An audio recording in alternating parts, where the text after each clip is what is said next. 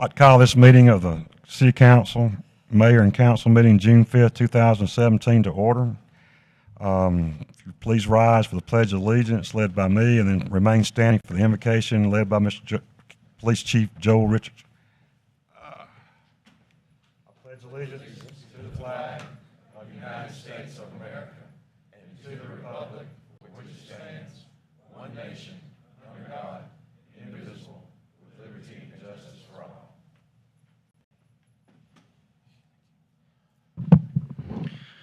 Let's pray. Father God, we love you. We just thank you for another great day of life. God, I thank you for this great city of Carrollton. And tonight, I just ask you to bless the citizens of this community, bless the workers, and bless this governing body, this mayor and council, as they come together to make some very difficult decisions that affect a lot of people's lives.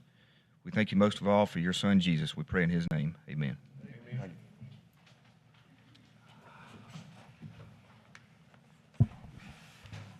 Brings us down to number 4, citizens' comments. Does anybody have anything they want to bring to the council? Please limit your comments to 3 minutes. Mr. Mayor and Tim, if you don't mind, before they do that, I would like to ask about the noise ordinance issue. Do my constituents need to stand now, or do they need to wait until we? We had asked the city attorney to look at our ordinance to see if it had teeth to address this issue. If you don't mind me taking a moment, I'll talk about all the things we have done. As you know, Councilman Byrd, you've called me. I would not be afraid to say 15 times about this issue. Text on the weekend, text in the night. We've sent people out in the middle of the night. We've sent people from engineering. We've sent people from operations over there. And we even, and I think at some point we'd like to have Tony Richardson address all of this, we even had a 7-day noise study performed by an outside consultant, and they put sound meters in your neighborhood. They put them near the industries. They put them near the railroad, and I think they even put one on one of our plants just as a baseline number. But I guess at this point, we are not 100% sure that the exact source of the problem. We do know there's sound there. We do know it's unpleasant to some of the people in your neighborhood. I had asked Chuck to look at our ordinance to see if it had enough teeth. I had asked him to rewrite it. He has rewritten it where we could actually put a dB limit on it, but honestly, I'm not comfortable naming that number tonight. We were considering using the HUD limits on housing, and the study that we had showed that we were under those limits, so that's not going to make people happy to only use those HUD limits. We also asked, we met with Southwire, and I know they are building enclosures around some of their machinery. We have met with, and I've met with Southwire also, and then we met with some people from OFS, which is the old Fitel, and a number of times, and they're building some enclosures. I know there's a gentleman here from OFS. I don't know if he's prepared to speak or not, but yeah, let's let him speak. I think my constituents would love to hear from him. And just to Tim, I guess interject, if you will, and to bring everybody up to par on the issue here. The Cottages of Carrollton is the neighborhood where I live, and we are pretty much backed up on the property of Southwire and OFS. I don't know how many feet we are apart. I think it's a 0.06 miles or something to that effect from each of those. And what's happening is all day long there's a grinding noise that we experience in our homes, and we cannot sleep. I suffer from what is it? Is it insomnia? And my neighbors are also suffering as well, and they are here. And we've met with Southwire. The first person I called Marcel, I think in January, maybe February, and just asked her, like, do you hear that noise at night that's grinding and shaking our homes? Do you hear that? And she said, it's Gerald. It's driving me crazy. I'm up too. She and I met, and then she kept calling me, telling me about it every night. And then I thought, you know what? Let me call Laura Richards. I called Laura Richards about it. And then I met with Southwire, and Marcel and a few of our residents, homeowners over there, met with Southwire as well. And Southwire agreed, as you said, to build an enclosure to help muffle the noise coming from them. And Marcel has named the source of the noise at Southwire. And then I feel like some kind of private investigator or something. But anyway, I go out at like 1, 2, 3, 4, 5, 6 in the morning in my car and in my PJs over to OFS to search to see if I could find what it was, and I was allowed into the gate of the company when I first went over. It was in cold weather. I think that was probably in February as well. They took me inside and showed me a machine called the ElectroSaver 2. And it was so loud and just so obnoxious. And months later, I met with an official from OFS at my house at 4:30 in the morning to hear the noise. And I think that that individual determined that it wasn't bad enough to her to do anything about it. But we have to change our noise ordinance for industries in Carrollton so that our residents can have peace and so they can sleep. These are hard-working, tax-paying citizens. These are people who are, some of them on medication. It's basically a retirement community where I live. I'm not retired. I actually leave every day and go work, but a lot of them are there all day long. We're talking about holidays. We're talking about Christmas Day. We're talking about Easter. Our houses feel like an earthquake is underneath them, and it's a piercing noise that just won't go away. I sleep now to lullaby music, but it does not do any good at all. And I know they're all up all night long, and we're really suffering. And so as an elected official, I want to do my part moving forward to make sure, because we're going to probably build something else out that way again. But moving forward, I want to do my part, and man, I'm going to fight this tooth and nail, and I'm not going to stop until something is done. I promise you that. I really am not going to stop. I want these people to get sleep, and I want to get sleep myself. It is annoying. It's atrocious. I don't know any other word for it, but we are all at wit's end over it, and I hope OFS will cooperate with us the way Southwire has in quelling, eliminating, and building enclosures and structures to stop this terrible, terrible noise. And again, I will fight it for my constituents, for myself, even for my pets who are suffering as well. But I think, Tim, if you will, I think Marcel Roy wanted to speak, and the rest of the residents as well from.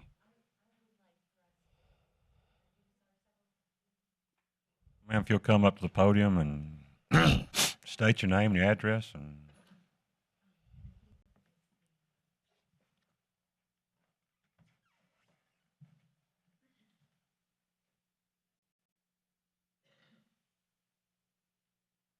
My name is Marcel Roy, and I live at 255 Catherine Court. And these are some of my neighbors, of which I have 12, myself included, 13, including Gerald, and one woman on Plowshare Road, Ann McCleary. And I'd like to introduce them. This is Jean Davison. She lives on Jamie Court. Melanie Cook lives on Catherine Court. And Sarah Huff lives on Catherine Court.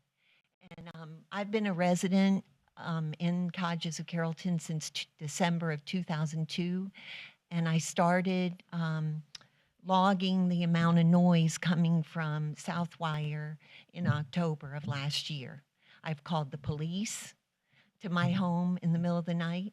I have the verbiage from the current sound ordinance that says, it shall be unlawful for any person to make, continue, or cause to be made or continued any excessive, unnecessary, or unusually loud noise, or any noise which annoys, injures, or endangers the comfort, repose, health, peace, or safety of others within the limits of the city. I have not been able to sleep a good night's sleep since October of last year. Ma'am.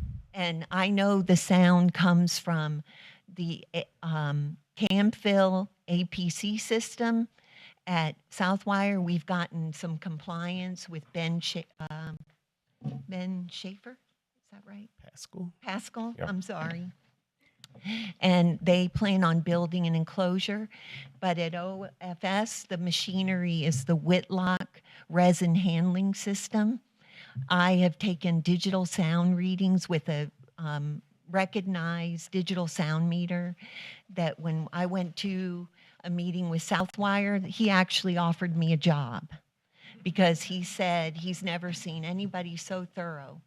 But it's very frustrating to have this noise in the background when it wasn't existing until around October of last year.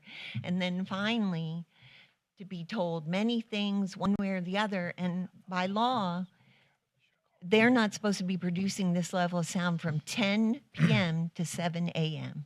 or 10 p.m. to 10 a.m. 2 days a week. That would cripple these businesses for half their working day on 2 days a week and almost a third on the other 5. I want to know why they're allowed to operate with impunity and break the law of the city and not have to deal with any repercussions up until the point of us being driven crazy. I mean, if I can make a demonstration of the sound, if you would like. No, I just want to, you made a point. I might have not heard you correctly, and I'm sorry. Did you say you have called the Carrollton Police Department? Yes. And have they ever investigated it? Yes, they came to my house. Well, hold on. What did they tell you after they investigated? That they couldn't enforce the ordinance? No, I was told that it's a civil matter. The police, Carrollton Police told you that? Yes, a police officer came in my house after midnight, one night that I tried to lay down, and this annoying, people have likened it to a jet engine idling. I register at the back of my house 68 dBs. I have a chart that's put out by the company, this X-Tech meter, that says 68 is equivalent to the sound of speech at 1 foot.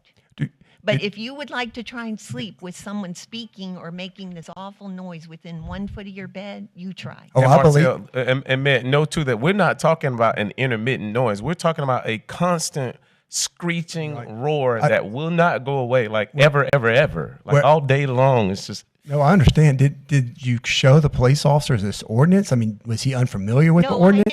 I didn't find the ordinance until I looked it up. Okay. Because I called the health department, the Carrollton County Health Department, Carroll County Health Department. I've called the EPA. I've called OSHA. OSHA only applies to the workers inside. Right. And I have the minutes of our meeting with Southwire, and they recognize the level of the sound. At the meeting was Ben Pascal and the operations manager, Derek.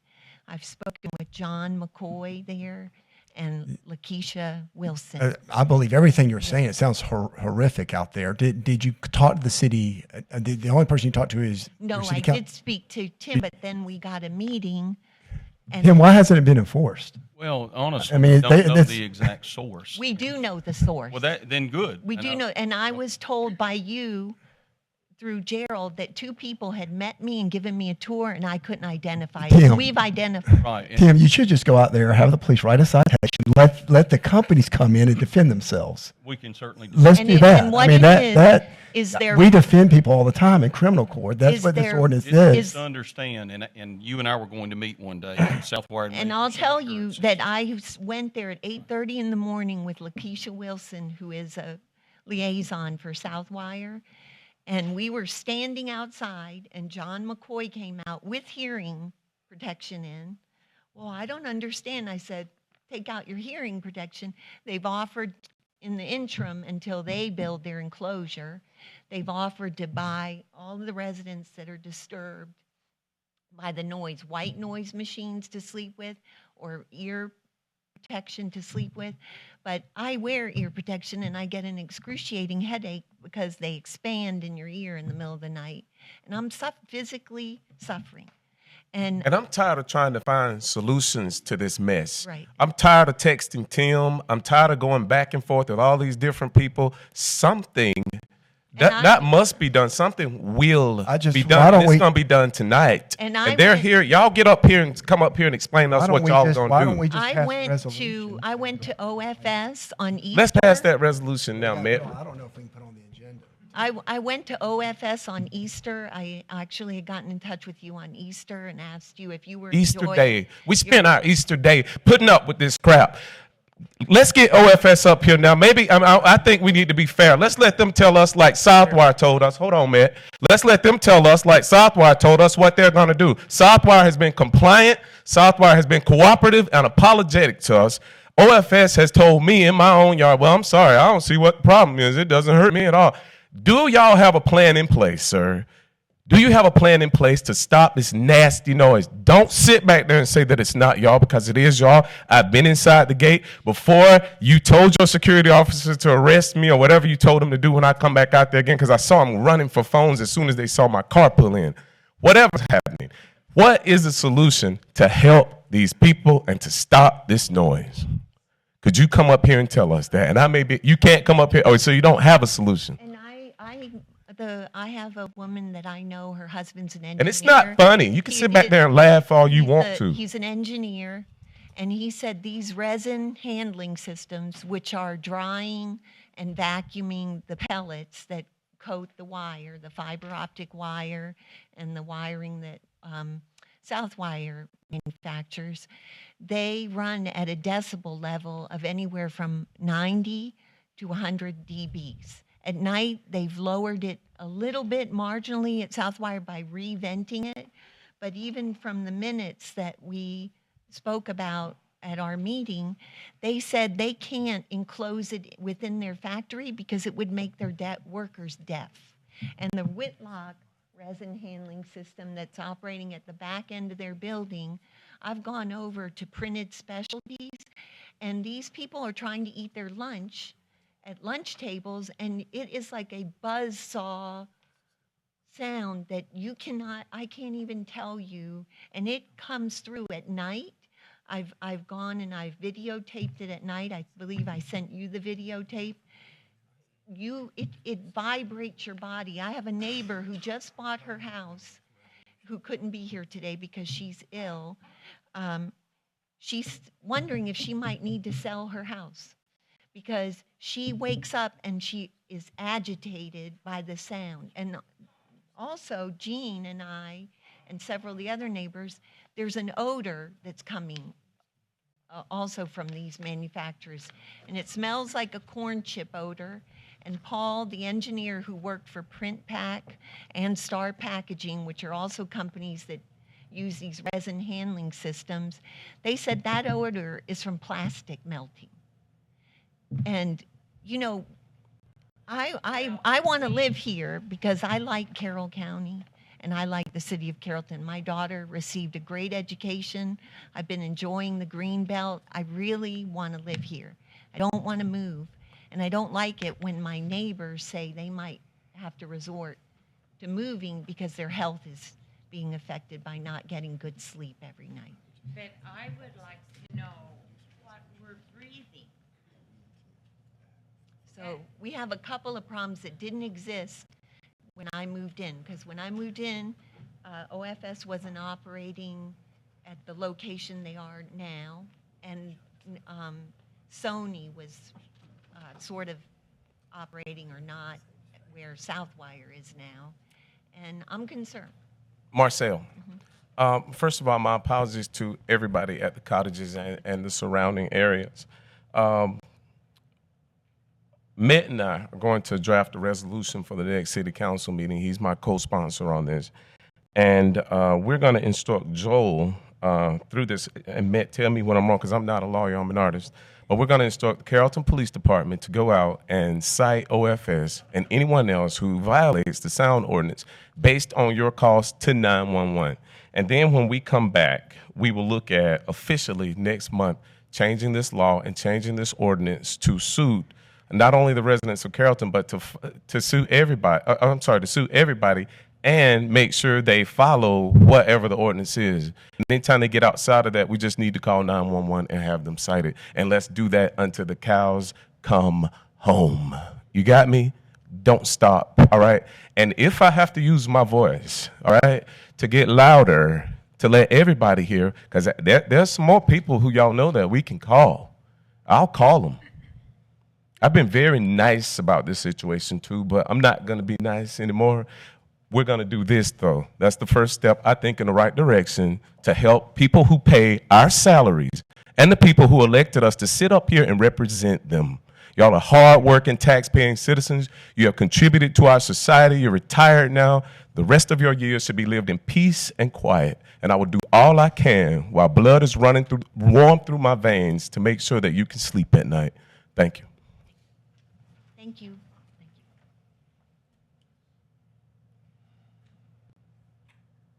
Anyone else on any subject, not just this subject? Seeing no one, we'll move ahead.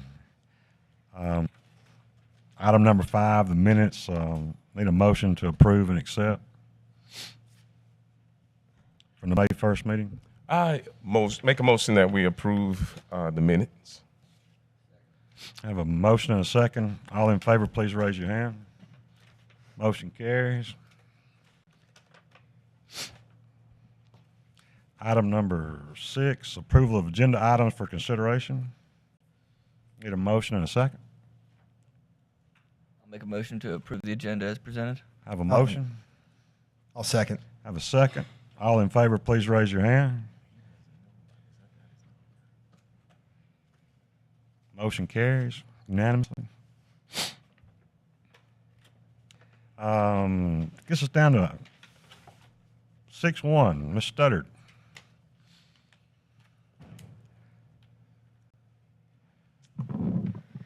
First item on your agenda is an annexation and rezoning request by James Eady at 191 Old Bremen Road.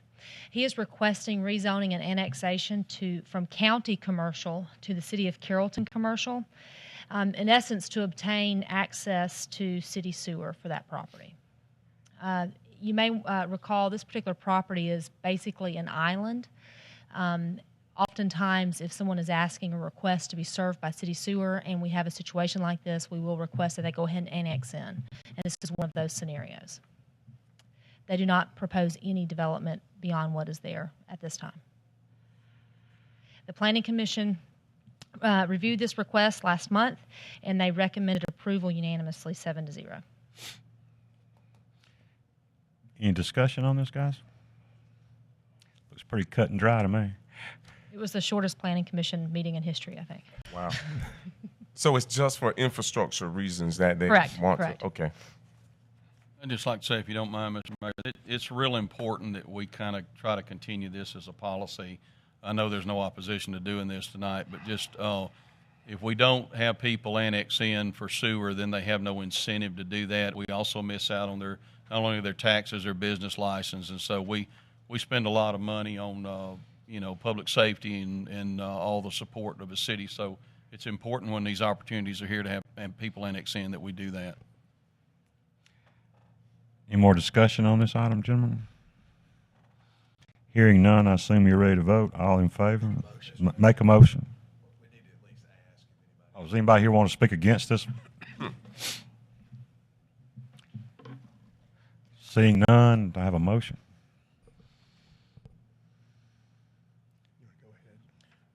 So moved.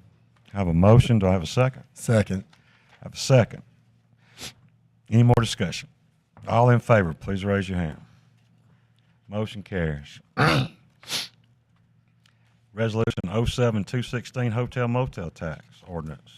Ms. Studdard. The resolution that you have before you is the final follow-up to the adoption and the subsequent approval by our state legislature and then the signing by the governor in May of our increase of our hotel motel tax from 5% to 8%. I'm available if you have any questions. This is just a direct reflection of what we've worked on for many months. Make a motion. We adopt resolution 07-2016. Have a motion. Do we have a second? Have a second. Any more discussion? All in favor? Please raise your hand. Motion carries. I think there was actually a typo on the agenda. I think the resolution is 07-2017. Okay. Just clarifying it.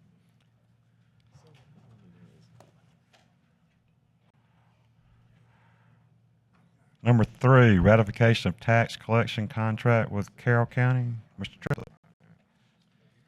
Thank you, Mr. Mayor. You should have in your packet a proposed contract with the Carroll County Tax Commissioner for the billing and collection of city property taxes for the 4-year period ending December 31st, 2020. The proposed agreement calls for a billing rate of $9 per parcel. And this rate would include the billing, the printing, the mailing, the collection of city taxes. It would also include the filing of FIFAs, the handling of tax sales for delinquent properties, non-payment of taxes. We have been in this agreement with the Carroll County Tax Commissioner since 1994. It's been a very productive agreement. They have done a great job for us. At the increased rate, our current rate is $6 per parcel. This rate has been in effect since 2001, and prior to that, it was $4 per parcel from 1994 to 2001. So just like some of the issues that we're dealing with here at the city, their tax customers, they increase exponentially each year, and they're doing a lot more workload with the same people. And so I do feel like the increase is justified. I think based at this new rate, probably the annual bill would be somewhere between $80,000 and $100,000 per year. But I can assure you that's money well spent because, number one, we don't have the resources or training to handle the legal implications of handling delinquent properties, tax sales, and the number of people that we would have to hire, cashiers, and billing specialists to handle the generation, the billing, the payment. We could not do that for $100,000 a year. And so, Vicki, let's see, in the time I've been at the city, I'm on my third tax commissioner. They've all done a great job for the city, and I would recommend that you approve this agreement. Jim, how much is the increase? What was it before this? It's from $6 to $9. Right, it's $3 a parcel. Jim, I have a few questions. Yes, sir. And you may or may not know, in 1994, who used to do this, who used to perform this task for the city? It was done internally by the city clerk, and basically everything was manual, manual tax cards, manual billing, manual collection and processing. And when we started this agreement with the county, it was made initially available through a government efficiency grant, and that's how we started this agreement with them. Are there companies out there that perform this, like third-party companies that do this instead of the county? I'm just a little shocked that $9 per parcel, that's a lot of money to me. I would think they could do it for less than $9 per parcel. There are, but I don't know the specific names and locations of those companies. And you didn't investigate. I mean, one thing that Tim Grizzard does a good job before we buy any vehicle or do anything, we go out and try to get competitive bids. You didn't even try to see what other cities were doing? Well, no, and I guess that our rationale on that was local tax commissioner and especially the enforcement of delinquent liens and tax sales. We just been doing that with them for a long time, and it worked well. I guess I'm a little lost with delinquent tax sales because delinquent tax sales is going to be county. I don't know why the city has to even be. I mean, I do a lot of work with delinquent tax sales, and sure. I never see the city anywhere in delinquent tax sales. It's just the county who. Well, you know. Let me finish. Yes, sir. Who do the FIFAs. Yes, sir. And then they do the tax sales. Sure. I never see the city doing anything, so I'm kind of at a loss. You keep talking about the city can't handle that. Well, you know, when a tax bill on a parcel becomes delinquent, most of the time, it's been my understanding that if somebody in the city, they're delinquent on their county bill, that includes their city taxes as well. And so we've always understood that they've handled the tax sale for county taxes as well as city taxes on a parcel of property. And I can tell you that one reason the number didn't scare me is, and I have not run the number on this in a long time, but it cost about $5 to process a water bill, and that's something we're doing every month. And to look at something that was only done once a year, I knew the overhead would be higher, so the number didn't seem terribly high to me. Now we could look. They also, and Marty's a good friend, Marty Smith. I'm certainly not criticizing what he's doing, but he came to us with this, what, Jim, about 3 or 4 weeks ago. Yes. I think what he's got is a new finance man. It is really running his cost on everything, and so they determined that this was their actual cost. So again, you know, my judgment on it, it passed the smell test because, again, of what it costs us to process a water bill. It didn't seem like a huge number. So with that said, we could certainly go look. We just need to look quickly. if you're going to do Well, that. you're saying it's $5 per water bill? Yes, sir, per month. Every month. Yes, sir. And this tax bill goes out one time. Yes, sir. And the collections go to the county, don't come to the city. Yes, sir. I That's don't- correct. I don't, $9 just seems high to me. Oh, That's all. We could have Lehman Stevens come forward and show us the numbers. One thing he's excellent at is running those costs, and he could show us the actual hard numbers. And the other thing, it obviously, consolidated bill, it's got the county tax, the city school tax, everything is consolidated. And then when somebody makes the payment, Vicki and her staff, they break it out and distribute the proceeds to the individual government entities. What about the other municipalities in Carroll County, Villarica, Temple, Mount Zion, Bowden? Are they using the county as well? They are. Now, I think Bowden, they bill their own taxes, don't they, Libby? Are you familiar with that? Yeah.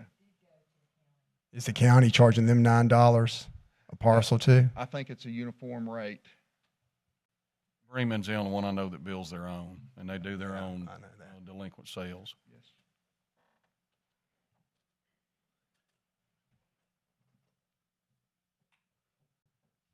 Any more discussion?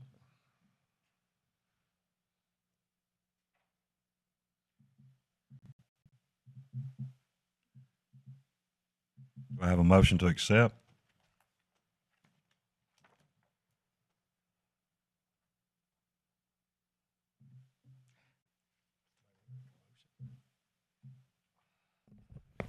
I'll make a motion to accept the ratification of tax collection contract with Carroll County at the new negotiated rate of $9 per parcel. I have a motion. Do I have a second? I'll second it. That's not saying I'm going to vote for it, but just to put it on the agenda, put it on the table. All right, sir. All in favor of Can we have debate? debate? Yes, sir. Go ahead. Real quick. Tim, I agree with you. Time is of the essence.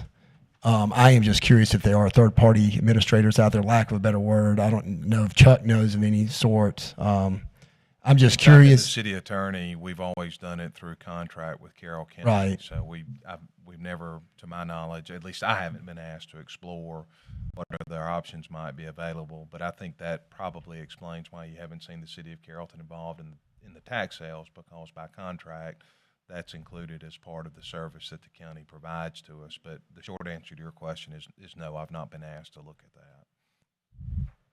that. I fail to see when there's when someone doesn't pay their tax bill, the county's the one that's going to bring. They're going to be the one that puts the FIFA on. They're going to be the one that does the tax sale. So I guess I should have made a motion to table this and see if Tim wanted to do an investigation just to see, so I can feel better. But Be glad to do that if you like. well, there's a motion. The motion's here. I second it.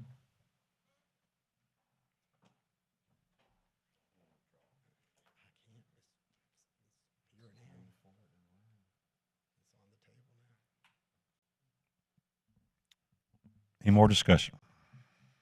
All in favor of ratification of tax collection contract with Carroll County, please raise your hand. All against? 3-1, motion carries. Can we put something in the agenda that we look for next year, though? I know the tax bill's getting ready to roll out right now, so. Yes, sir. We'll do that. Chuck, we're getting on you now. Greenbelt Donation and Development Agreement. Thank you, Mr. Mayor. As probably everybody in the room knows, through the product of a lot of hard work by a lot of people, the Carrollton Greenbelt is now completed. There was the official opening back in April.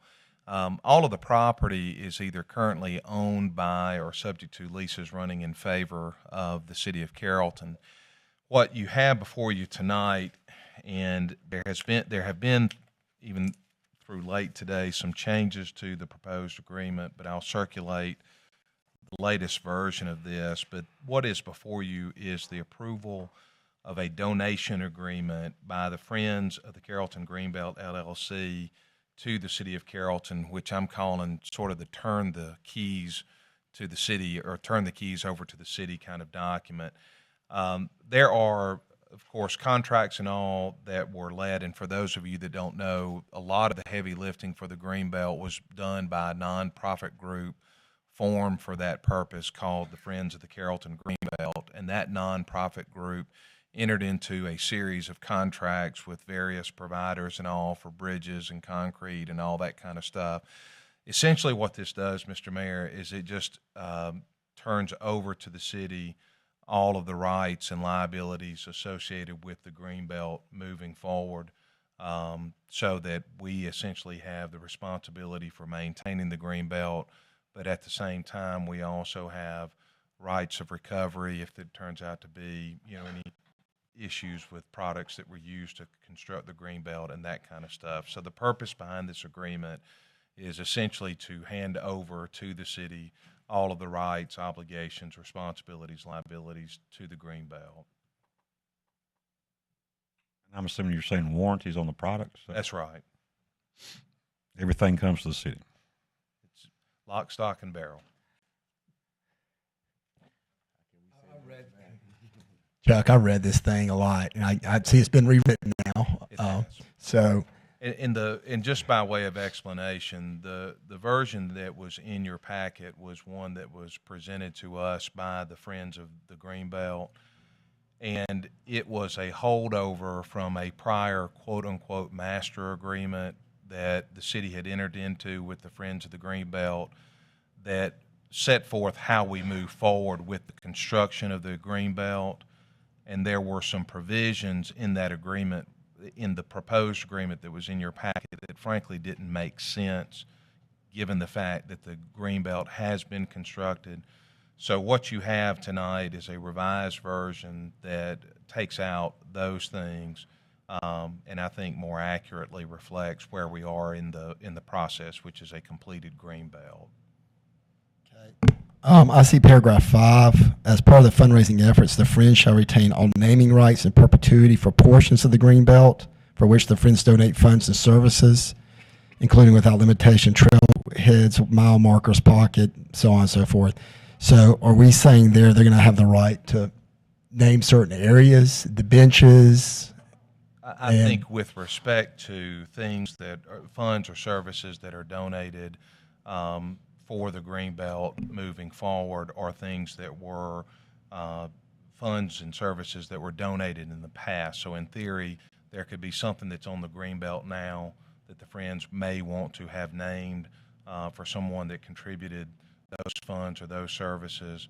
And I suppose moving forward, I thought about that language. I think it's at least theoretically possible that we could have a situation where there might be future fundraising efforts for some purpose that the Friends might do on behalf of the city, whether it's a new trailhead or a new something that they would want to reserve the naming rights to, or they would want to have the naming rights to. That was the one section that drew my attention as well. Just the naming rights and perpetuity for all portions of anything that was donated, which is, for the most part, the entire thing that's been built. It's certainly a lot of what's been built. Now, some of the Greenbelt was built on property that was already owned by the city or acquired by the city and was not necessarily donated. Some of it was stuff that the city purchased. And I believe the same is true for some of the construction work that was done on the Greenbelt. So it was not all done by donation, but certainly there's a substantial portion of it that was done by donation. And my fear isn't that we're going to have corporate sponsors all along the whole thing. The whole Greenbelt is absolutely beautiful. It looks fantastic, but it definitely drew my attention just having that on there. Who told you to put this language in there? It was in the draft that was presented to us by the attorneys representing the Friends of the Greenbelt. Have you had any discussion with them over this particular language? I have not. And if you go back to paragraph 1, just so I understand this, and I understand the predecessors of this, or the prior administration did all this, but did the Friends own certain tracts of land? I thought everything was owned by the city. The dirt. everything is owned by, it's either on property owned by the city or by easements that run in favor of the city. I view this, Matt, it'll make more sense to you, but I view this more as sort of a quit claim deed, if you will. Whatever interest the Friends of the Greenbelt has in the Greenbelt by virtue of this agreement is now turned over to the city. You say, what are those interests? They primarily are going to be things, contractual rights that the Friends might have by virtue of contracts they entered into. Just by way of example, some of the bridges on the Greenbelt are prefabricated bridges. So they were brought on site, they were installed. Let's say that something happened with the bridge and it fell down or something. This, in my view, gives the city the right to pursue, for example, those contract rights that right now run in favor of the Friends of the Greenbelt. So is that Just group, using that as an example. is that group dissolved now? I don't believe After they're we signed? dissolved, and I wouldn't anticipate them being dissolved. Okay. And I can't rule out the possibility that there might be, further work done by the Friends of the Greenbelt at the request of the city. So it's not necessarily meant to end the relationship, but as I said, to turn the keys over for the Greenbelt to the city, whatever interest they have in it as we sit here today. Mm-hmm. Which interest? Apparently, the interest they still have is they get to name everything per perpetuity. I'm not defending it. I'm just telling you what the document says. But yeah, I think they retain that right for portions of the Greenbelt for which the Friends donated funds or services. I don't read that provision to mean that they have exclusive naming rights, but they retain naming rights. We could say this merges into that quit claim. Are they going to actually sign a quit claim deed? No. No. Well, we haven't asked them to.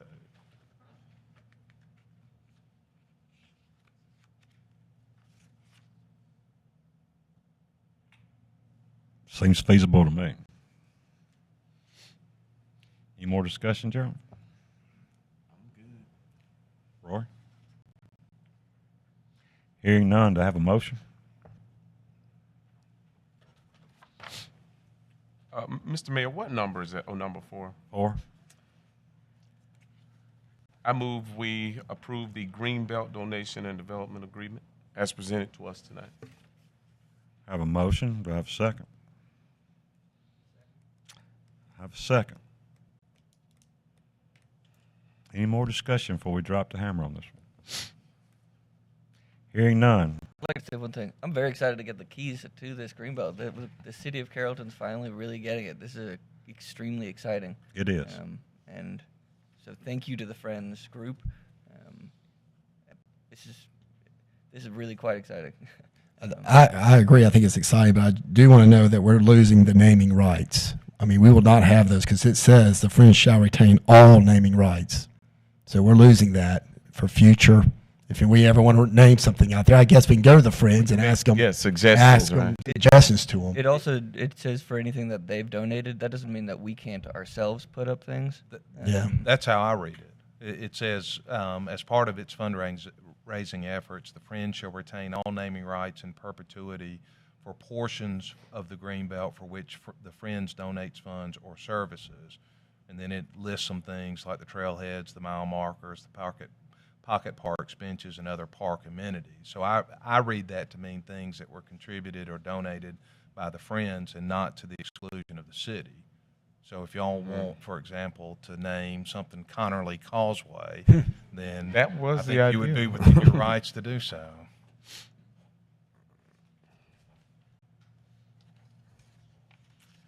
But if some civic group in town wanted to put some benches out, they could go to the Friends situation and do that. And Lions Club, Kiwanis Club, somebody that wanted to do some bench situations. So they would come to us, not to the Friends, right? Oh, they go to Friends. If I want to buy a bench and put out there and name it after my dog, I have to go to the Friends of the Greenbelt in order to do that, right? I think you could, but Yeah. I think you could also go to the city. Erica, do you have thoughts on that? Again, I don't think this is meant to preclude the city from taking a donation or a gift and then naming something after whoever makes the donation or gift to the city. The donation typically, currently, and we intend to continue to process that donation through the Community Foundation of West Georgia Fund for the Greenbelt. And so you would do it through the Friends of the Carrollton Greenbelt, and then we would process that and then put your bench up. So This provision, I think, was meant to be more forward-looking and to leave open the possibility that there might be future fundraising efforts that were done by the Friends to benefit the Greenbelt, and to allow for the possibility that they would then be able to control the naming rights for those fundraising efforts. Logistically, they typically come to the city first, just because it's a city park. Mm-hmm.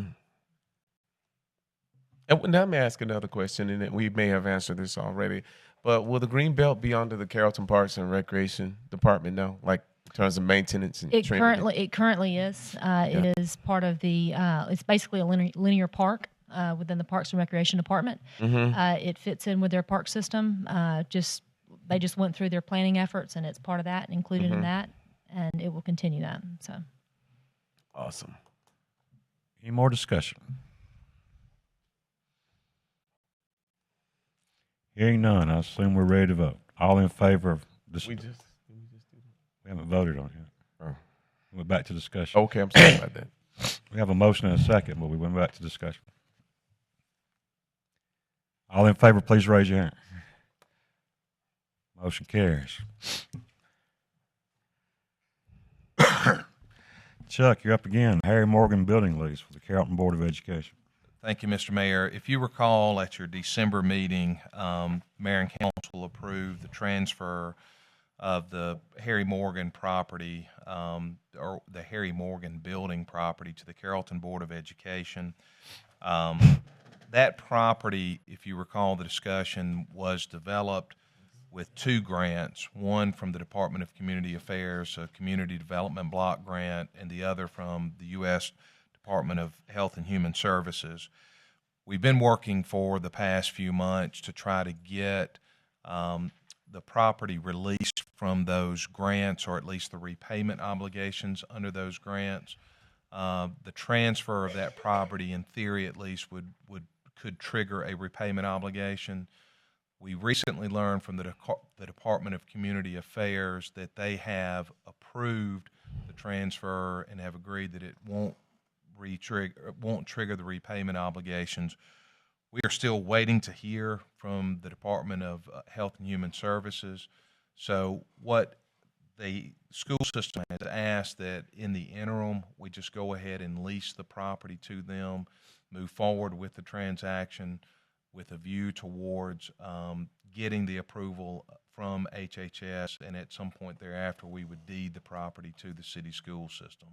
But this would be something to be put in place in the interim so they could go ahead and start making preparations to use the building In this upcoming school year. for this upcoming school year. And again, it's going to be an alternative school, correct? Am I right about, remind us the purpose? No, it is what is commonly referred to as the Burwell program, Yes. but it's a program for I special remember needs now, yes. special needs students. Mm-hmm. And it benefits the city schools, the county schools, and even Heard County schools. This is something that I want to know. I mean, we're talking about naming things after people tonight. Let's put in this somewhere that they have to maintain that Harry Morgan name, because I think that name is important to somebody. I think it's kind of, maybe it's a little ludicrous to name a building Burwell when originally that building was in the town or the community of Burwell, which is why it has that name. And then there's a certain stigma that goes along with that as well. So I hate to see the Harry Morgan name just go under like that after such an honor for such a great person that I've heard, wonderful things about. I don't personally know Harry Morgan, but I think if his life warrants naming a building after him, I certainly would hate to see us drop that name. Gerald, some of the documents I saw, and it's been a while, there have been a lot of iterations on this, but some of the documents I saw from Caffey originally had that requirement. So I think they want to see that before they transfer, unless that is changed. So it could be something like, I know they can name it what they want, but Harry Morgan Center for Behavioral Education, or I don't know what, you know what I mean? Okay. Just a thought. I mean, I wouldn't want anybody to name something after me and then take my name down while I'm still alive. You know what I mean? repairs to the building will be. Everything is the responsibility of the lessee, or in this case, the school system under the lease. I know this is very important for the school system to get ready for the school year that's coming up August. So they're trying to real antsy about getting moving with this. So Yes, I understand. it's coming out of Blame Alabama Street School. Mm-hmm. Any more discussion on this? Oh, let me ask you, the old Alabama Street School, what's the plans for that? Do you know? I don't. Under the original proposal, and that would carry forward with this, CAFE would take title to that property. Okay. Recall, Gerald, that the CAFE has a reversionary interest in this property. So once the lease expires, the property goes to CAFE. So that interest, that reversionary interest, had to be acquired. And the county has agreed to contribute money to that effect, and the school system is going to contribute money to that effect. This is all being done without any money being committed by us, by the city. Mm-hmm. Thank you. Any more questions? I'd like to make a motion that we approve the Harry Morgan building lease for the Carrollton Board of Education.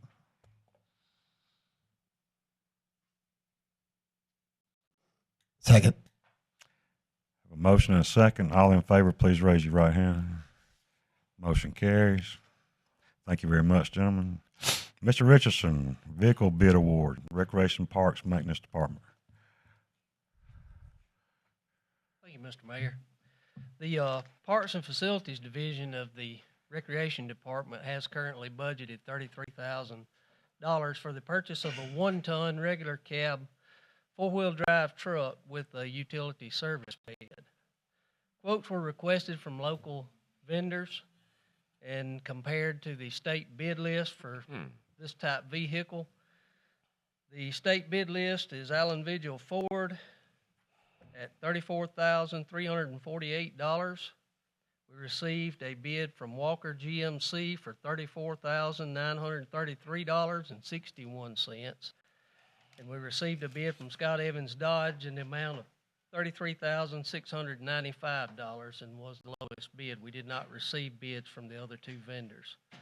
So at this time, city staff recommends to award this purchase to Scott Evans Dodge, the low bidder, at $33,695. Mr. Mayor, I'd like to make a point. If you're curious why the operations manager's taking bids on a rec department vehicle, in years past, we had confusion where different departments were calling different vendors, and one day they might hear from the water department, and the next day they might hear from the rec department, and that created confusion. And we found that Tony had a particular expertise in vehicle bids, so he handles that for everyone unless it is a specific public safety kind of vehicle. So that's why you're seeing Tony present this. Thank you, sir. I was wondering that one myself. Any discussion, guys?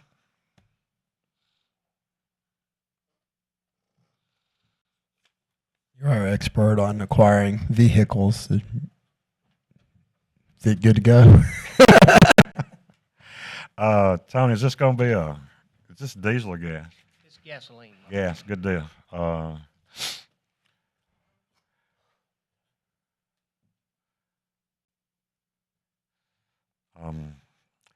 I'm all good. Have a motion we accept? I'll make a motion. I'll make a motion to accept Scott Evans Dodge bid and purchase the 2017 Dodge Ram. Second. A motion and a second. Any more discussion? All in favor, please raise your hand. Motion carries. Joel, vehicles, purchase, police department.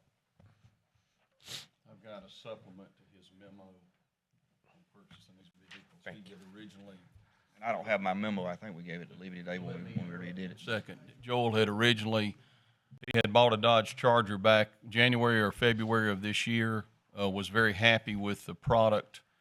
We originally sent out in the package for the purchase of 3 more we determined that it would take until October to receive these vehicles, so we really need to go ahead and purchase 4. So the supplement I just gave you is to up that purchase. And Joel, if you don't mind, I'll just go through it. We have determined it's on these police vehicles, it's better to go to the state contract holder, which is the people in Winder. I'm looking for it. Aiken, Ford, Dodge, Jeep, Chrysler. That's enough. That represents enough brands, certainly. The purchase price of these vehicles is $27,131.75. The total purchase price then for Ford would be $108,524. That's for a 2018 Dodge Charger Pursuit. These vehicles are especially made for police work. They're specially equipped. And Joel, you need to describe the screens and the computers in the back and those sort of things that come with them. You know, it's the same one we come before you in February that we're buying. It has the in-dash computer with it, so we don't have to buy a separate computer mount. It's got the ambush alert. The one we got did not have it, but these new ones will have an ambush alert. So if an officer's sitting stationary and somebody comes up to him, it will notify him that there's somebody approaching the vehicle. We've not bought new cars in 2 years, and quite frankly, Chris just told me that we've got 10 cars between 115 and 140,000. So this is just going to kind of be putting a Band-Aid on it. But Tim did say from now on, we'll just go back to what we used to do, putting 4 in the budget every year. That's how we've survived. We've increased our revenue due to fines. The drug fund revenue's increased, and frankly, if we don't fund this out of SPLOST in future years, this is funded out of SPLOST, but if we don't fund it out of SPLOST in future years, we actually think the general fund can carry it. But Joel has worked well with us. I know this was something Walt wanted to do, it's something I wanted to do. We wanted to push these cars beyond 100,000 miles, and he's pushing them to 120, 140, that sort of thing, so we are getting more life out of them. So when we buy 2, we're going to retire. I mean, buy 4, we will retire. I'm sorry, I'm tired. But when we buy 4, we will retire 4. Okay. Tim, I'm just curious. Two questions. Question 1, what happens to the retired vehicles? And then question 2, the last paragraph you said that we have found that the public safety vehicle is better to purchase from the state contract holder due to their intimate knowledge of the options available in these vehicles. I'm just curious what that language means compared to other dealerships. Well, a couple of things. One is we'll auction off the old ones. Okay. And there's an auction company that the sheriff uses. We found that works well for public safety. Sometimes we run our own auctions, but we tend to auction one time a year for machinery like out of public works. But for public safety, these things come out on a rotation. We don't want to sit and hold them 9 months, so we send them to the auction that the sheriff uses. We'll keep 2 because every 3 years, every officer has to recertify in what's called EVOC, Emergency Vehicle Operation Course, and PIT, Precision Mobilization Technique. And we do that in the parking lot at Six Flags. So we obviously don't want to take good cars out there to do that because they pretty much have to come back on a tow truck. But then you take some of the old PIT cars out of service. So right. When 4 come in, 4 come out, unless we were adding staff. That's correct. What was your The intimate knowledge. Well, I was talking to Chris, and because we try to buy local, and he had bought local before and missed out on some options that neither he nor the local dealer knew were there. And but the company that did the state contract knew about these options, and there were things more available. So we realized that as much as we like to buy local, and you can see that we do every chance we get, it's probably a mistake with these vehicles. We need to go to the folks who deal with this kind of vehicle all the time. These are more specialized. They're more specialized vehicles. They're not just buying a truck over here. Right. I want to know how Aikens got so lucky. You know what I mean? You feel me? Wow. For those who don't know, there is a state bid list. There's a state procurement department, and they bid out all kinds of things. And police cars is one of the things they do. And I've not bought that many police cars in my life. I bought a lot of dump trucks and service trucks and backhoes, and it'll be, somebody around Atlanta. It could be somebody as far south as Valdosta. And again, this company's at Winder. Well, I'd like to say thank you for looking at more cost-efficient vehicles instead of just going with Tahoes or going with something else like that. I know you guys take care of your vehicles, and I appreciate all that. And speaking of that, Joel, and I back you 100%, but could you explain, because sometimes I get calls saying, hey, I saw a police car sitting in front of Walmart and it was running, and I was in there for 45 minutes. I came out and it was still running. What's the idea We're behind that? probably there on a shoplifting arrest. We do that about 3 or 4 times a day. And you've got a $5,000 dash cam. You've got a $4,000 laptop computer, in addition to your siren console and a $5,000 radio, that if you leave that car and it gets to 100, 110 degrees in there, your whole system shuts down. So we do that to protect the equipment. Gotcha. Kind of like leaving your phone in the car. Yeah. I left my phone in the, I don't know what that's called, but it's dashboard or whatever, and it said, quit working. please place phone in cooler area. Yeah. So good. Yeah, they got about over $20,000 worth of equipment right there in the front compartment. And I promise you, I'm asked that Oh, question. listen, a lot, I get asked it all the time too. Yeah. Tim's asked me that numerous times. They think you're wasting money and all this stuff. Well, the little gas that it wastes is a lot better than having to replace camera systems, and that's what IT tells us: is you got to keep these things cool. Now we know. Any more discussion? I'd like to make a motion we approve. Have a motion and a second. Any more discussion? Hearing none, all in favor, please raise your hand. Motion carries. Congratulations, Joe. Tim, Cross Street Wooden Bridge project update. Thank you, Mr. Mayor. I mean, obviously, this project is done. Libby, if you wouldn't mind, did we give you those photographs to put up? I want you to at least know all that had to be done to that bridge, and I want you to know the final bill. I know we've been reporting it to you every month, but in case you didn't find it in your package, we were required to replace, we started off with a cross beam on one of those top trusses. We wound up replacing more cross beams, more columns, and if you can see the concrete under the apron of that bridge, we had to do helicoil tiebacks into the bank. This is things that the railroad made us do. Those tiebacks were over $1,000 each. We had to put steel matting down. We had to place shotcrete on top of the steel matting. And I'm not proud of this fact, but I want you to hear the number. The total final bill on this bridge repair was $215,700. And, you know, that's not, the only good news about it is it's repaired right and it should last a long time. And hopefully we won't have to touch it again. Libby, if you would get a couple of, if you could get one of the surface, because we even redecked the bridge while we had the permit, and we found that we could actually get creosote treated lumber. I thought that was illegal, but it is actually legal for railroad bridges. And so if you would like a breakdown on any of this cost, the decking was $51,000. The hardware itself was $7,400. And the guys working on it would be allowed to work 2 hours and then called off because a train was coming, or mobilize and wait and then sent away. I know we were shut down an entire week, so it's a beautiful bridge, and they did a great job. The insurance alone was $12,000. I just want you guys to know, I don't want there to be, you know, I want to fully disclose what we spent. And again, it's been in your package, but I thought it's enough money, and it was enough frustration to the public that I wanted to be very clear the amount of time and work that went into this bridge. And again, it's a beautiful job. It should last a long, long time, but I wanted to disclose that to you. Tim, and I think the Cross Street Bridge is, I mean, it's a jewel in the crown. But I just wonder how much more, I have actually 2 questions. How much more would or less would it have been to go with like a traditional, like non-wooden bridge? Does it have to be wooden?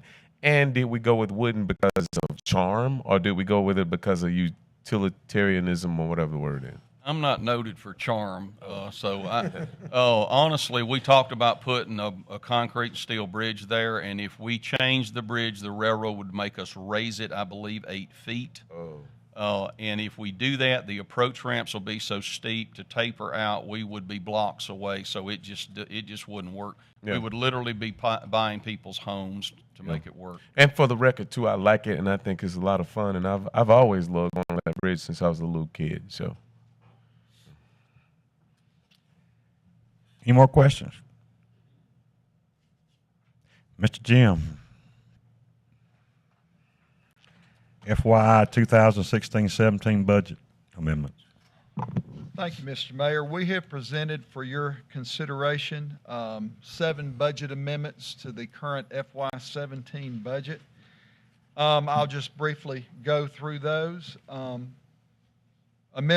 Proposed amendments number 1 and 2 relate to the reclassification of salaries in the finance department and the rec programs division that were improperly classified in the original budget.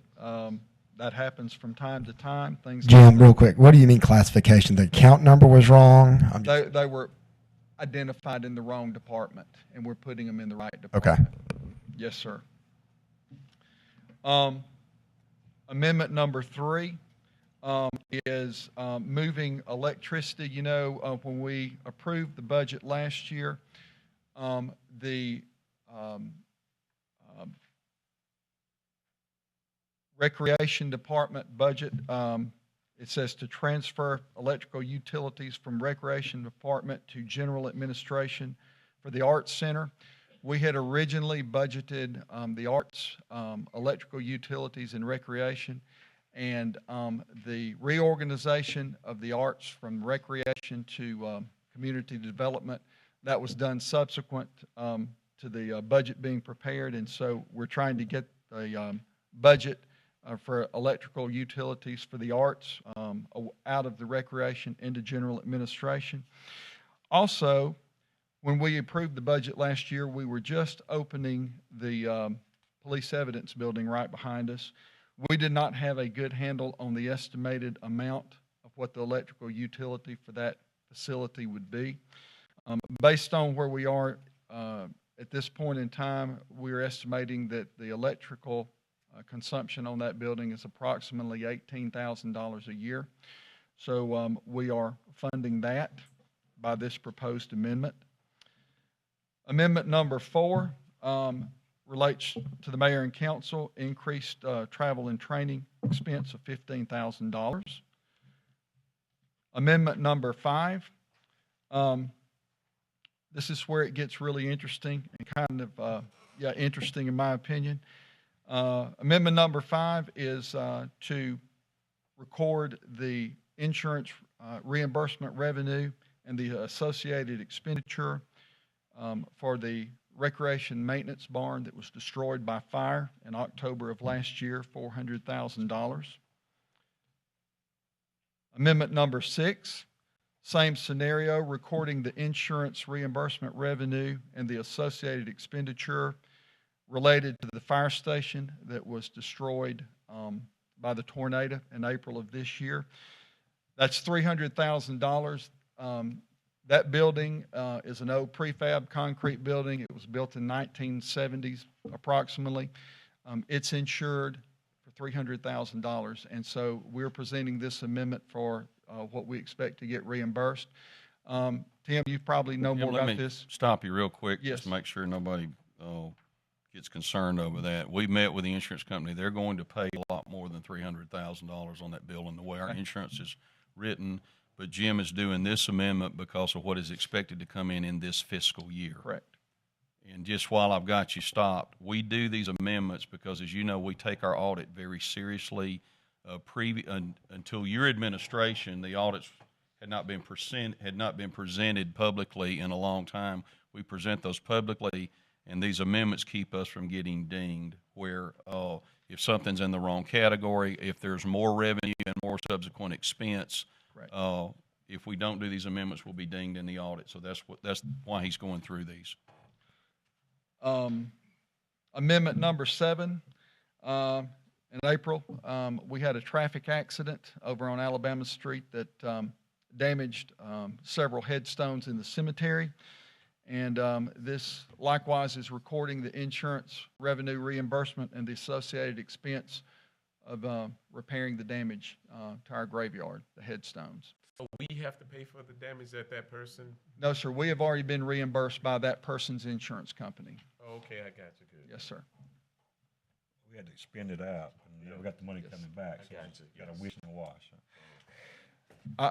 It's amazing. We haven't had, I can't ever recall until now, ever processing an insurance claim for fire, tornado, and graveyard damage, and we've had one of each in 6 months.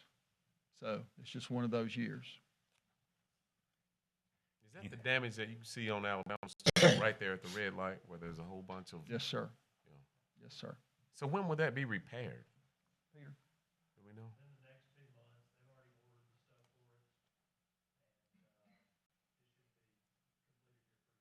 So are they recarving exact replicas of those marble headstones? What are we gonna do with the? I don't want them. Never mind. I'm sorry. I was about to ask, what are we doing with the old headstone? And we are already in receipt of the check from that person's insurance company. That's good. So we're ready financially. Is that all of them, Jim? Yes, sir. Any questions?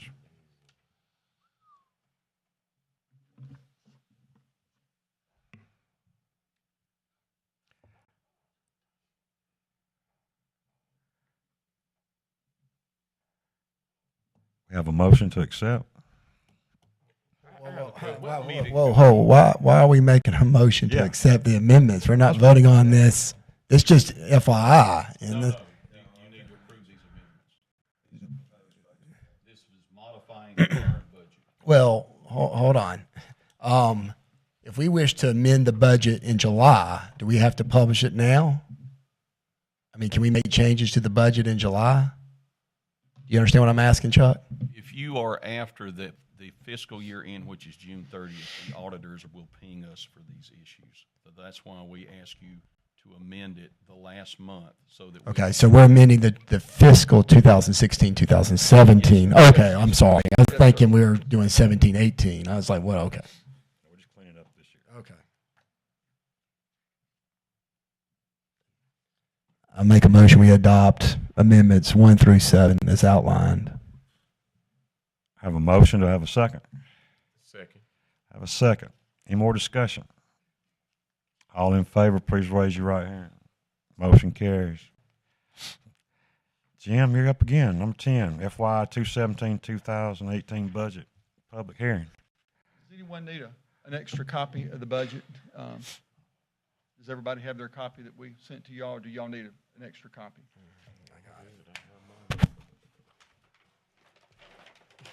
Anybody in the audience, we have a few copies here if you'd like to get that and look.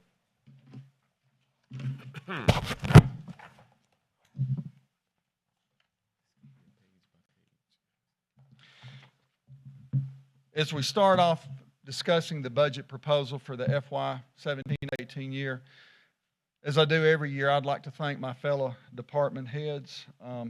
Most of us have been working together for a long time, and they do the hard work, and they always submit the information to the finance department in a very orderly form, and they do their research, and they make my job a whole lot easier, and I just always want to thank them for their hard efforts in that.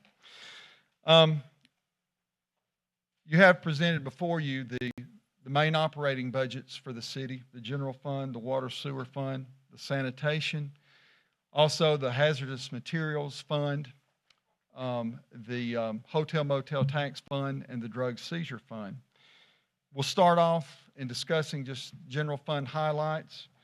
The general fund that we are proposing, submitting to you for your consideration, totals just over $25.1 million. It's an increase from the current year budget of approximately $2.2 million, 10%. We would like to emphasize that once again we are submitting this proposal with no millage rate increase proposed, and we're proud that we have continued that streak since 1993 of no millage rate increase. This is a budget that plans and anticipates for projected growth and development within the city. The last few years, we slowed down during the recession, we stabilized, and now we're starting to see things pick up. Number of customers, business activities, things we're trying to promote within the city. But with that comes the need for sometimes additional personnel to help manage that growth and provide the services that our citizens are accustomed to, and that's what we're attempting to do with this budget. Large part of this budget increase is related to new positions that will help the city, as I said, effectively manage growth and development as it comes our way. One area where we are proposing new positions is in our community development department. We have proposed a new marketing director. That individual would be responsible for marketing the city in terms of events, venues, making the city more visible. Also in community development, we are proposing the addition of a codes enforcement officer. Up until this year, we have been able to combine the building inspector and the codes enforcement position. During the recession years, when things have slowed down, that individual was pretty effectively able to do both of those jobs, but as construction and development have increased, it's becoming increasingly difficult for that one person to do both of those jobs, and so we're recommending splitting that and putting that into two positions. In our public safety department, we are proposing 2 new school resource officers to be allocated to the Carrollton City School System. Part of those salaries will be reimbursed by the Carrollton City School System. Jim, I know we've talked about that before. Are we talking? They already have 1 officer, correct? Yes, sir. So we're going to add 2 more and make it 3. Yes, sir. Okay. I thought it was just 1 more. In addition to the SROs, we're budgeting for 2 new police officer positions. And then we're also budgeting for 1 additional municipal court clerk. We've talked about the management of the municipal court function in several different arenas the past year. The caseload is increasing. The number of people that come through each week is increasing, and it's getting harder for the existing number of clerks to handle the increased caseload. So we're hoping to help that with the addition of a new clerk. In the public works area, we're proposing the addition of a new heavy diesel, heavy equipment mechanic. The mechanic that we currently have on staff, he services the fire trucks, the garbage trucks, our heavy diesel equipment. He has saved the city a lot of money by being able to repair in-house rather than farming out to dealerships, repair facilities.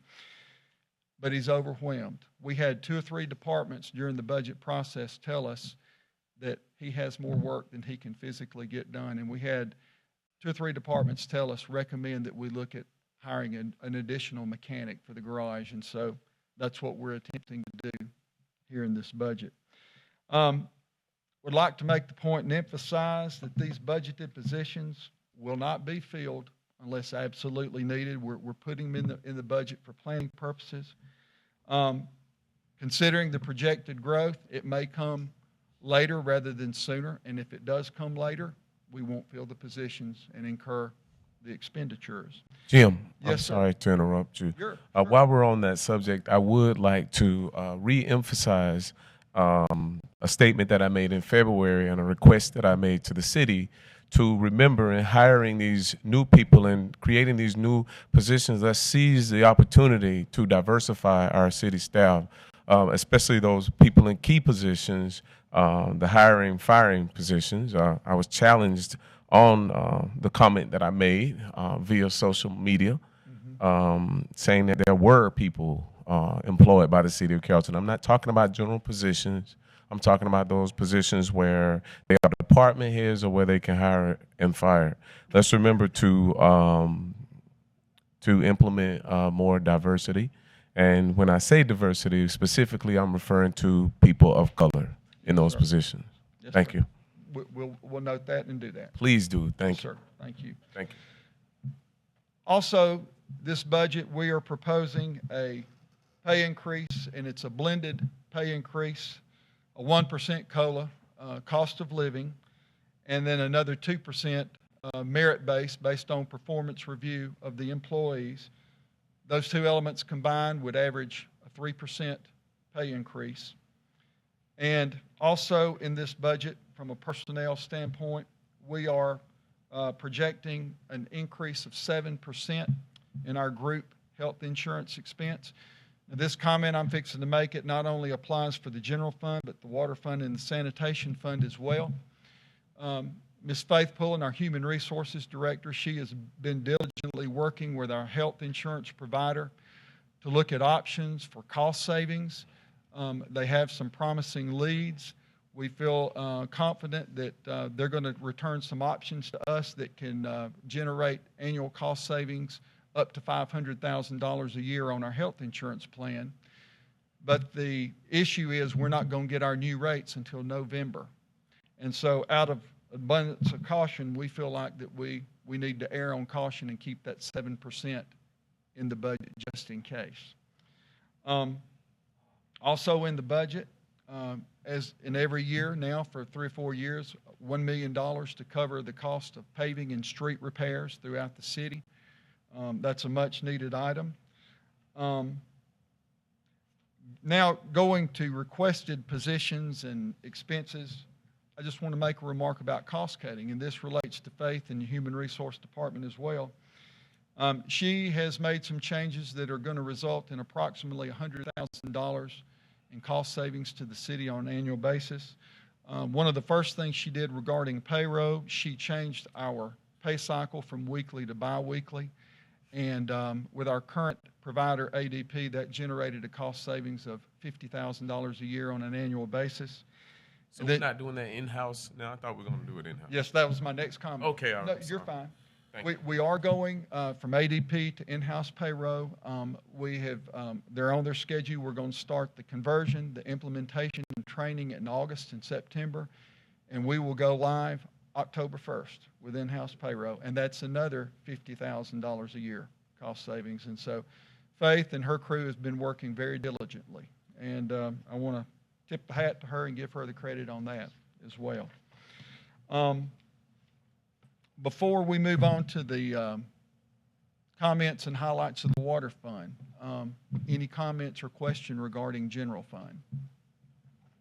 Jim, I want to point out that the district attorney asked us to consider funding a special district attorney or assistant DA to handle gang and drug. Joel, am I saying this right?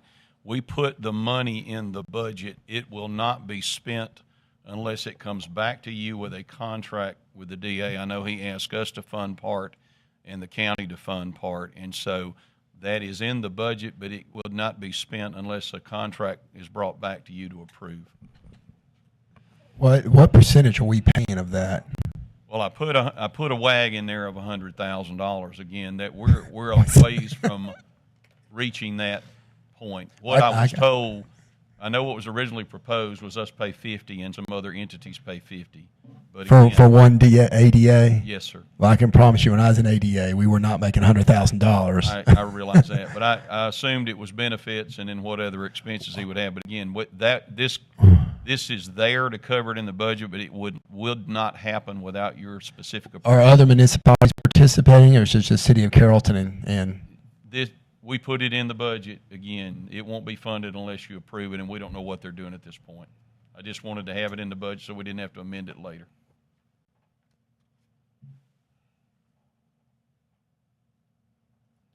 In the budget for new positions, we have purchasing directors and agent.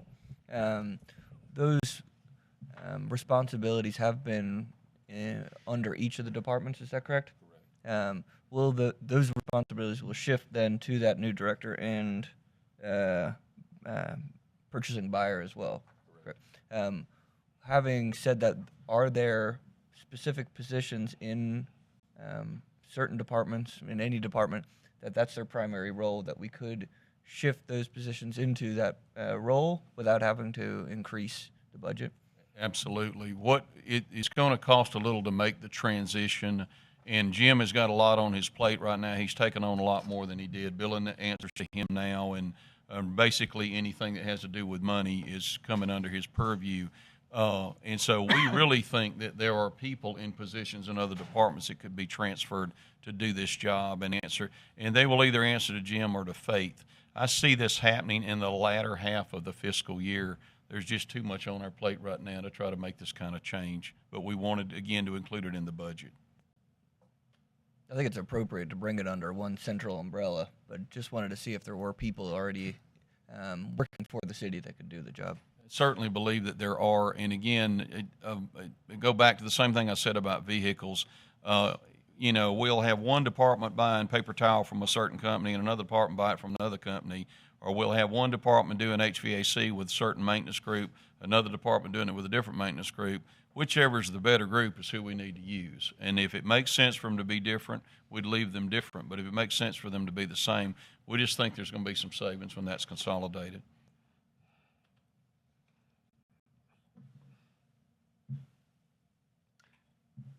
Everybody ready to move to water fund? Okay. The proposed water fund budget totals $19.5 million. It's a $3.9 million increase over the current year budget, approximately 26%.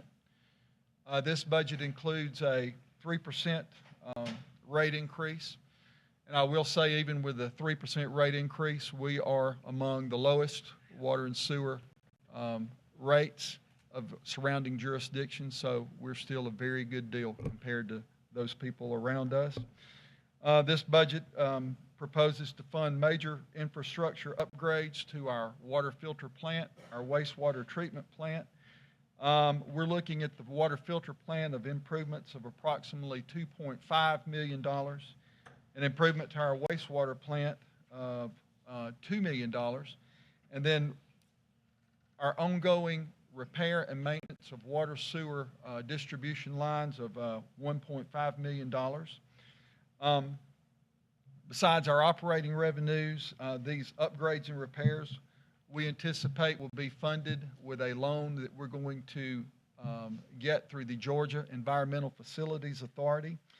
The budget calls for debt issue proceeds of $4.9 million, but based on our debt service coverage ratio, we can borrow up to $8 million and very comfortably service that debt. This money that GFA offers under this loan program is going to be at an interest rate of approximately 1.8%. Certain segments of this loan, if we demonstrate energy savings, could be as low as 0.8%. So it's a good deal for us to use this money to fund these capital upgrades. Would like to make the note that these projects will not be able to be completed all in one fiscal year. They're going to span multiple years because there's just too much work to get done in a 12-month period. Also, you've heard us talk about the water sewer debt service coverage ratio. What that ratio is where you compare net income of the water fund to the annual debt service expense. And an acceptable ratio is anywhere from 1.2 to 1.5.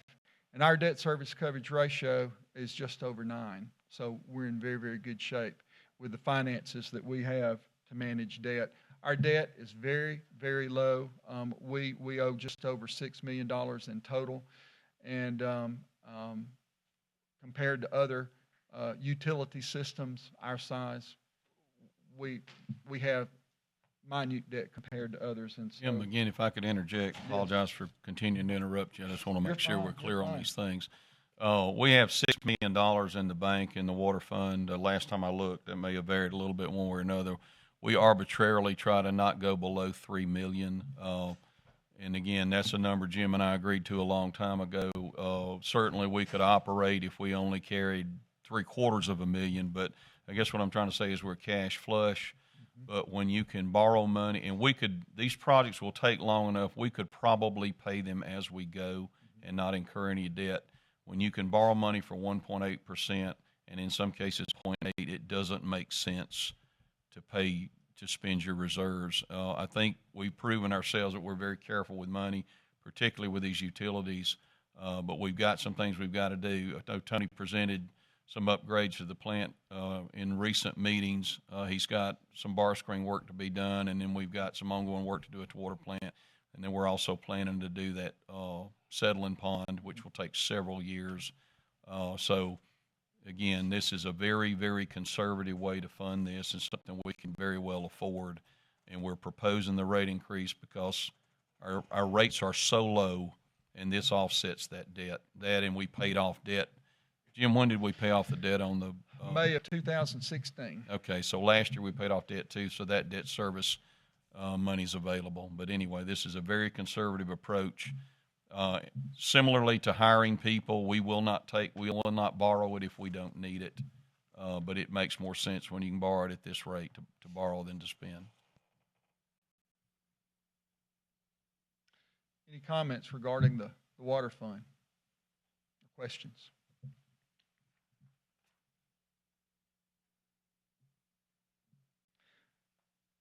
Moving on to the sanitation fund. The sanitation fund that we're proposing is $6.2 million. That's a $1.1 million increase, 22% from the current year budget. Like the water fund, it includes a 3% rate increase. Also, like the water fund, our garbage rates are very, very low compared to surrounding jurisdictions, and so that is something we're very proud of.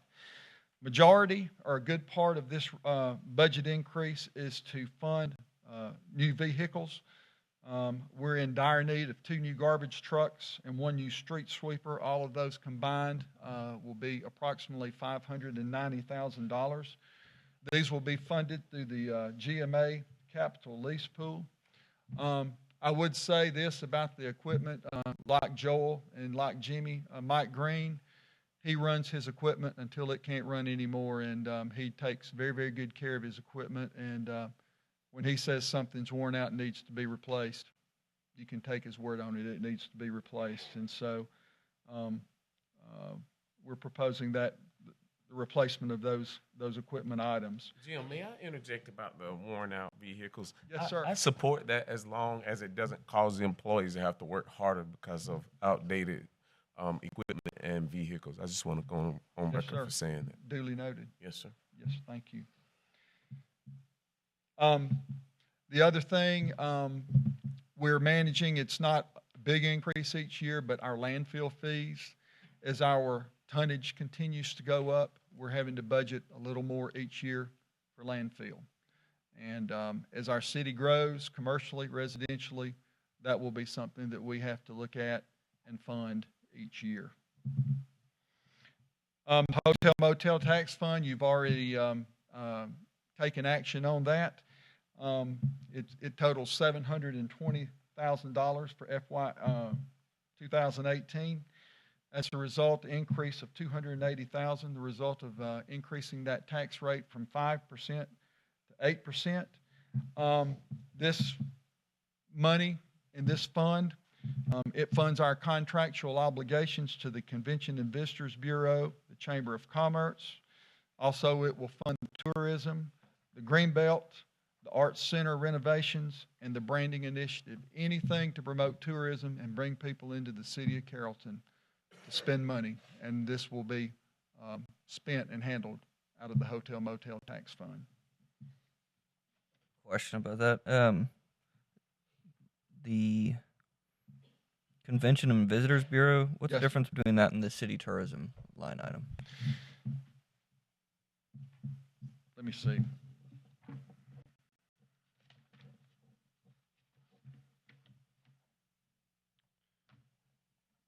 Now, are you looking at your individual budget, Roy, on the hotel motel? The account number 57-2010, it's appropriation to the CVB. That is the contractual appropriation that we pay. In other words, their percentage cut of the hotel motel tax that we collect each month goes to them. And the same thing, the contractual percentage obligation that the Chamber of Commerce gets of the hotel motel tax that we collect each month. Now, I think this is what you're asking. Correct me if I'm wrong, but the top part of the hotel motel, city tourism, product development, tourism, concerts, movie, those are items where we have control to spend internally as you appropriate, as you choose for us to spend. And whereas the bottom parts, the other costs, those are contractual commitments to the Convention and Visitors Bureau and the Chamber of Commerce. Yes, sir. The hazardous materials budget, it's only $3,500. Basically, our hazmat unit, member cities and governments that we service, it's a regional operation. They pay $500 in dues each year apiece to the city. And then the $3,500, we buy small equipment, repair and maintenance of equipment, some training. And then every once in a while, if we go on a big call and get service revenue for a spill cleanup or something like that, we put that in this account as revenue too, but we don't ever budget for that because we simply don't know.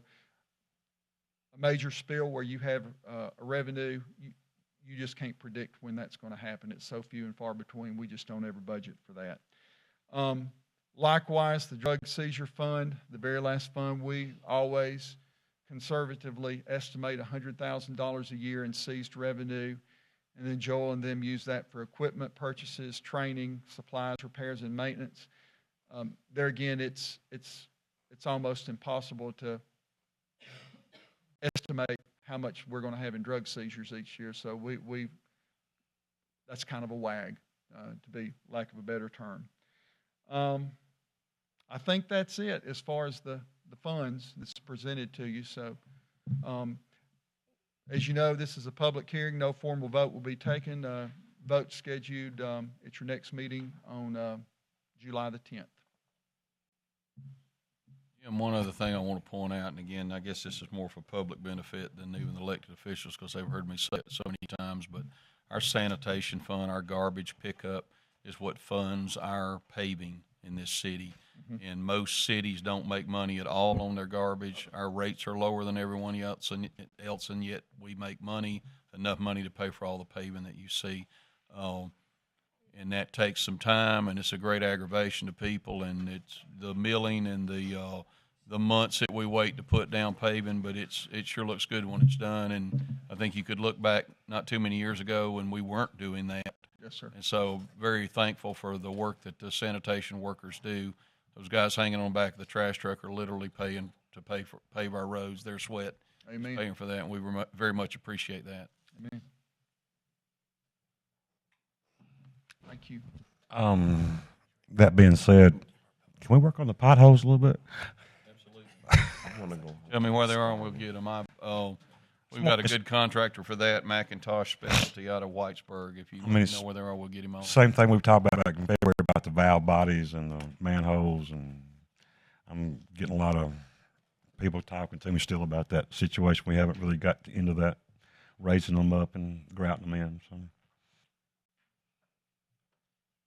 Maple Street seems to be really bad, and Austin and Burson and just spots. We've started the utility work under Maple between the railroad and 27, so we can prep for paving that at a future date.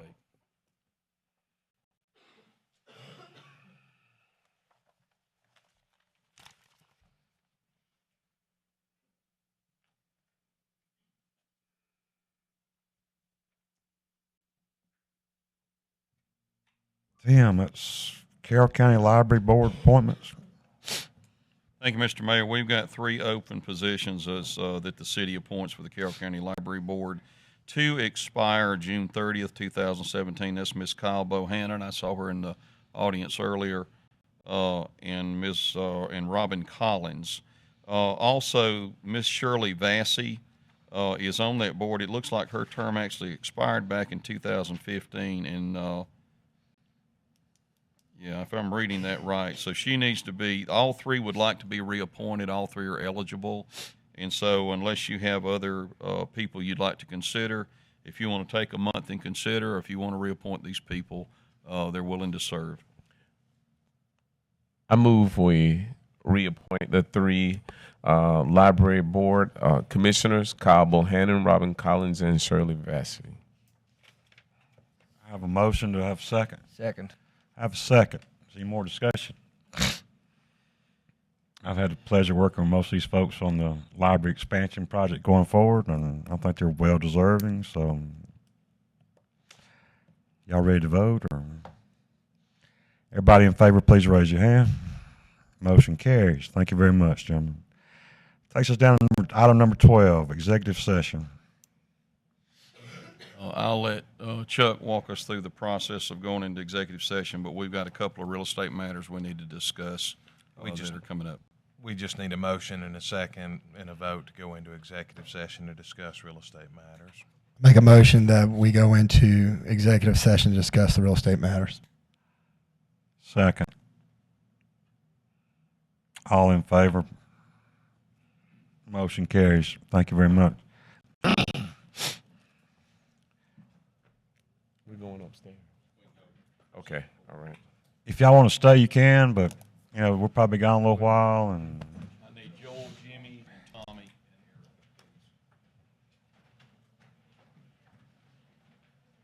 We have snacks up there because I'm about to die. Like, for real. Is that food upstairs?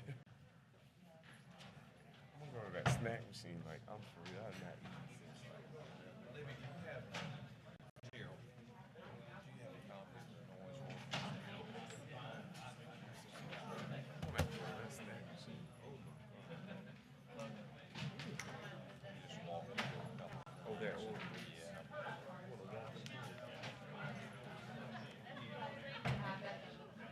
I'm sorry, man.